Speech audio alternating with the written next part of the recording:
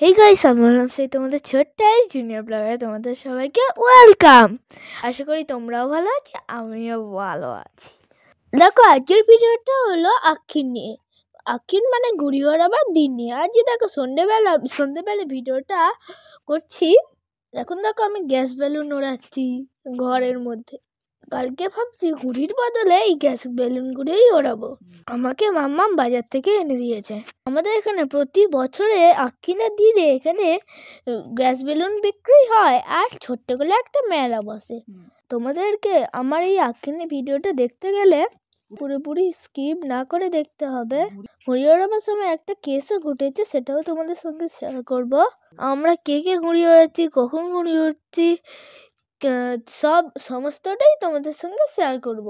তার জন্য তোমাদেরকে তো আমার ব্লগটা দেখতে হবে অবশ্যই। আমার 5টা জিনিস ফেভারিটের মধ্যে আমার গ্যাসগুলো হলো খুবই প্রিয় আর ফেভারিট, খুব খুব ফেভারিট।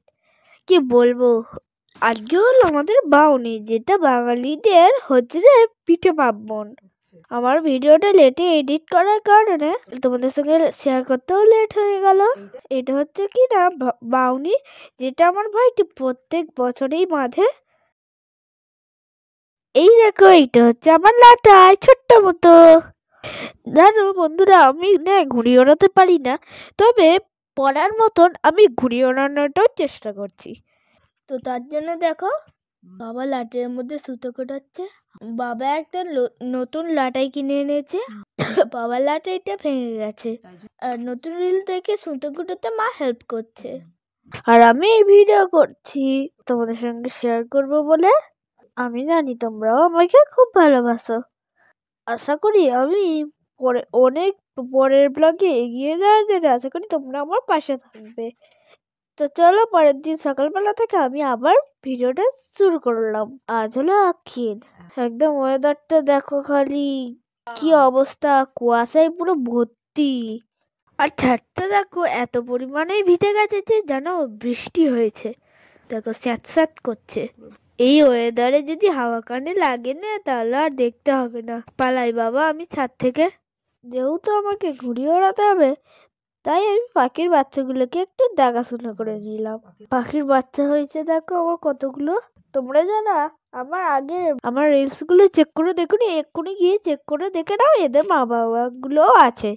যেহেতু আক্ষিরে ঘুড়ি ওড়াবো, তাই একটু ভালো করে পড়াশোনাও করে নিলাম, কারণ জীবনে পড়াশোনা না করলে কিছুই হবে না। আর সেই সঙ্গে থ্যানোসও আছে, যেখানে আমরা সেখানেও থ্যানোসই আছে। আর থ্যানোসও আমাদের ছাড়া থাকতে পারে না একদম, তাই থ্যানোসকেও নিয়ে এসেছি। আর দেখো থ্যানোস শুয়ে পড়েছে আর পায়রাগুলো এসে ডাকছে, থ্যানোস উঠে পড় উঠে পড়। আমি দেখো হ্যান্ড রাইটিং করছি। আওয়ার স্কুল দিয়ে আমাদের স্কুলে রোজ 2 পাতা করে হোমওয়ার্ক করে নিয়ে যেতে বলেছিল। দেখো আমি টান করে ভাত খেয়ে রেডি হয়ে গেছি, ঘুড়ি ওড়াতে রেডি হয়ে গেছি। আমি তো ঘুড়ি ওড়াতে পারি না, আমাকে জাস্ট ভাইটি ঘুড়ি উড়িয়ে দিয়েছে, আমি জাস্ট ধরে আছি। আর পাশে দেখো আমার দাদাদের বাড়ি, ওরাও ঘুড়ি ওড়াচ্ছে। আশেপাশে সবার ছাদ থেকে ঘুড়ি ওড়াচ্ছে আর কেটে গেলে প্যাম্পো বাজাচ্ছে।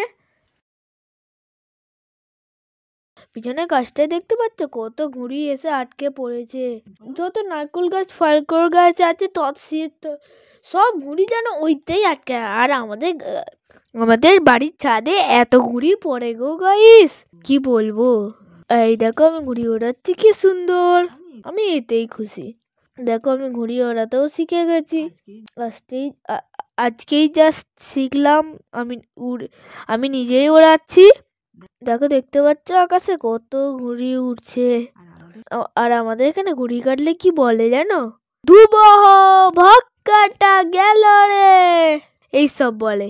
তোমাদের ওখানে বন্ধুরা কার কার জায়গায় কি কি বলে অবশ্যই কমেন্ট বক্সে জানিও। বন্ধুরা একটা জিনিস দেখবে, দাদা আর মামু ঘুড়ি ওড়াচ্ছে, আমার সঙ্গে কাটাকাটি হচ্ছে। দেখো দাদার মামু খালি টানছে দেখো হু হু করে আমাকে কাটবে বলে, কিন্তু দাদার মামুরটাই কেটে গেল। আর আমরা সবাই জোরে থালা বাজাতে আরম্ভ করে দিয়েছি। সূর্যের অস্ত্রও চলে গেল, এখনো ঘুড়ি ওড়া শেষ হলো না। কত ঘুড়ি উঠছে দেখো খালি এখনো। বন্ধুরা সকাল থেকে বিকালে বেশি ঘুড়ি উঠছে। যত বেলা হচ্ছে তত আকাশে পুরো গিজগিজ করছে ঘুড়িতে। সব এবার ভালো বোঝা যাচ্ছে। আমাদের জন্য পায়রাগুলো যে থাকে না, পায়রাগুলো আজকের দিনে ছাড়ি না। কেন জানো? তো যে অঘটন ঘটে ওই জন্য পায়রার পা কেটে যায়, ডানা কেটে যায় ঘুড়ির সুতোতে। যে অঘটন ঘটে কি বলবো। এদিনে পাখিদের বড়ই অসুবিধা আকাশে উঠতে, তাই জন্য আমরা পায়রা ছাড়ি না। তো গাইস, সন্ধে হয়ে গেল। তো ভিডিওটা আজকের মতো এখানেই শেষ করলাম। দেখা হচ্ছে নেক্সট ভিডিওতে। ততদিন তোমরা ভালো থাকবে, সুস্থ থাকবে। Tata bye, see you. আমার চ্যানেলটা কিন্তু সাবস্ক্রাইব করতে ভুলো না, এটা কিন্তু অবশ্যই মাথায় থাকে। আমি কত কষ্ট করে ব্লগ করি, নইলে কিন্তু আমি রাগ করব। আমি জানি তোমরা আমাকে ভালোবাসো, কিন্তু তবুও বলছি একটা লাইক করে দিও।